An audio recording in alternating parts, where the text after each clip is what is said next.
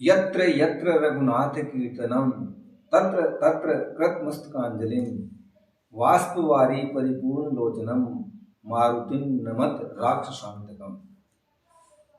माता रामो मत पिता रामचंद्र है, स्वामी रामो मत सखा रामचंद्र है। सर्वस्व में रामचंद्रो दयालो नान्यम जाने नैव जाने न जाने। भाइयों बहनों साथियों, मैं पंडित ब्रजेश आत्रेय, जो कि भक्ति मार्ग में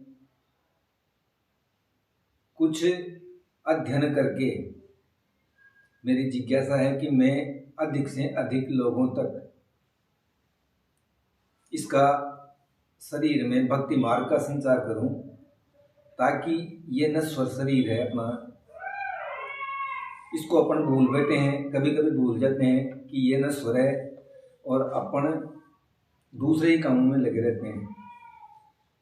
भगवान की भक्ति में बिल्कुल ही टाइम नहीं देते हैं तो ऐसे फॉर्मेलिटी निभाते हैं। तो मैं चाहता हूँ कि अधिक से अधिक लोग इससे जुड़े और घंटे 2 घंटे का समय निकाल के पूरे दिन में 24 घंटे में और थोड़ा भक्ति रस का आस्वादन भी करें।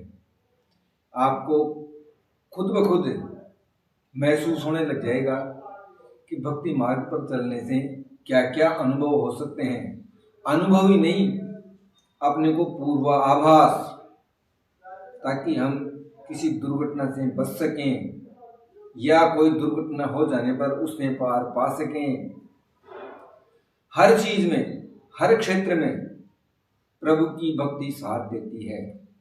अपने पास कितना ही पैसा हो, पैसा जब तक हमारे पास है अपन उसका उपयोग कर सकते हैं, लेकिन अगर अपन अकेले कहीं गुम हो गए, चले गए, अपने पास पैसे नहीं है, तो अपन भी फकीर ही हैं। लेकिन अगर भगवान की भक्ति अपने पास है तो फिर अपने को पैसों की भी जरूरत नहीं है। ऑटोमेटिक सारा काम श्री ठाकुर जी महाराज, श्री रामचंद्र जी, श्री हनुमान जी अपने आप बैठाते हैं। अब इसमें कई क्या है, कई ऐसे सोचते हैं कि आज कर लिया और मेरे को अभी आधे घंटे में इसका ध्यान पड़ जाए।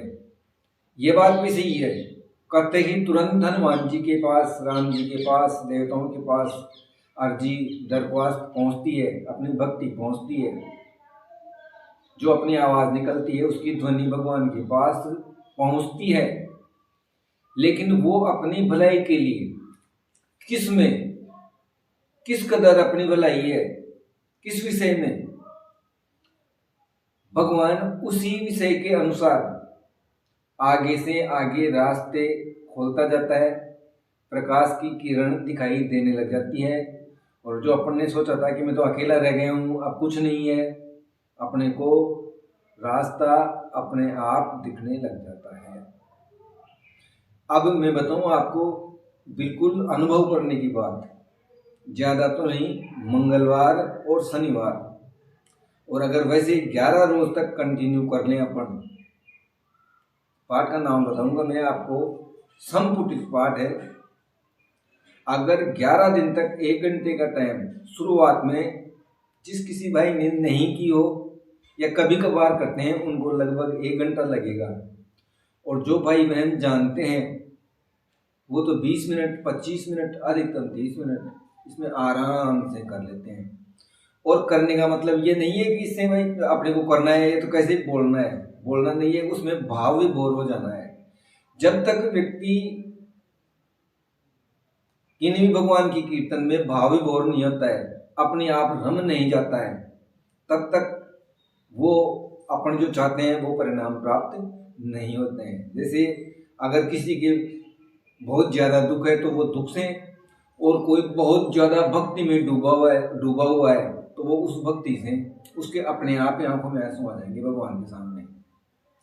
तो मेधापूर्वक मनन करते हुए, ब्रह्मचर्य का पालन करते हुए, मर्यादा का पालन करते हुए, चौपाई के पहले, दोहे के पहले और दोहे के बाद में अपने को ये संपुट लगाना है। ये संपुट अमोघ संपुट है। इसको लगाने से आपका कोई भी काम, जैसे अपन अपने प्रारब्ध खराब हैं तो इस चौपाई में ऐसी शक्ति है कि अपने प्रारब्धों को भी ये सुधार सकती है। इस चौपाई का नाम है पवन तनय बल पवन समाना, बुद्धि विवेक विज्ञान निधाना, कवन सो काज कठिन जग माही, जो नहीं होई तात तुम पाही। कौन सा काम है जो तुमसे नहीं हो सकता? आप पवन तनय बल पवन समाना, पवन के पुत्र हैं और पवन के समान हैं। ऐसा संसार में कोई भी कार्य, यहाँ तक कि भगवान बजरंगबली मरे हुए व्यक्ति को प्राणदान देने में भी सक्षम है, 100% सक्षम है। तो ये जो छोटे मोटे रोग हैं, अगर इनमें भक्तिभाव पूर्वक श्रद्धा पूर्वक अगर पाठ किए जाएं तो मैं कहता हूँ 100% किसी भी क्षेत्र में अपने को सफलता प्राप्त होगी।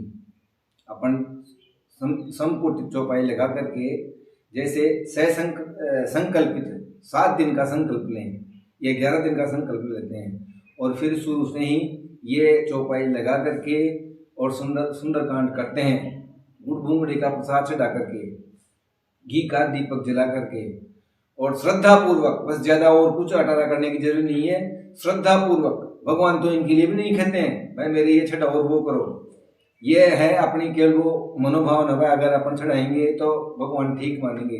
लेकिन कई बार आदमी के पास 100 रुपया भी नहीं होता है तो वो कहाँ से लाएगा? भगवान जिसके पास कम होता है उसकी ज्यादा सुनते हैं। पैसे वाले तो एक दिन में सोने के लड्डू चढ़ा दें वो तो मेरा कहने का मतलब ये, जैसा जिसका भाव होगा, ताकि रही भावना जैसी, प्रभु मूर्ति देखी तिन तैसी। बस वो जैसी भावना होती है प्रभु जी उसी के हिसाब से अपने को फल देते हैं। जय श्री राम।